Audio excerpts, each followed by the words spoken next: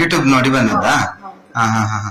ಈಗ ಇಲ್ಲಿ ಮರ್ಮ ಚಿಕಿತ್ಸೆ ಮಾಡಿದ್ಮೇಲೆ ನಿಮ್ಗೆ ಏನು ಆಯ್ತು ಅಂದ್ರೆ ಮರ್ಮ ಚಿಕಿತ್ಸೆ ಮಾಡಿದ್ಮೇಲೆ ಬೇರೆ ದಿಕ್ಕಲ್ಲಿ ಮಾಡಿದ ಹಾಗೆ ಇಲ್ಲಿ ನಿಮ್ ಮಾಡಿದಾಗ ನಿಮ್ಗೆ ಏನು ಅನುಭವ ಆಯ್ತು ನಿಮ್ಗೆ?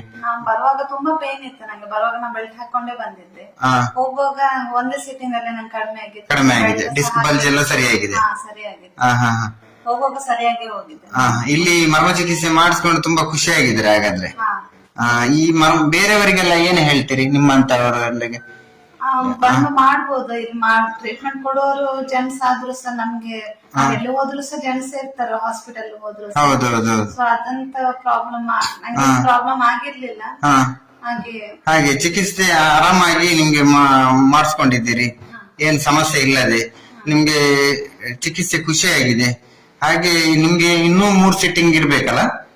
3 ಸಿಟ್ಟಿಂಗ್ ಆಗಿದೆ. ಮತ್ತೆ ಈಗ ನಿಮ್ಗೆ ಬೆನ್ನು ಏನು ಸಮಸ್ಯೆ ಬರುದಿಲ್ಲ ಬೆನ್ನಲ್ಲಿ?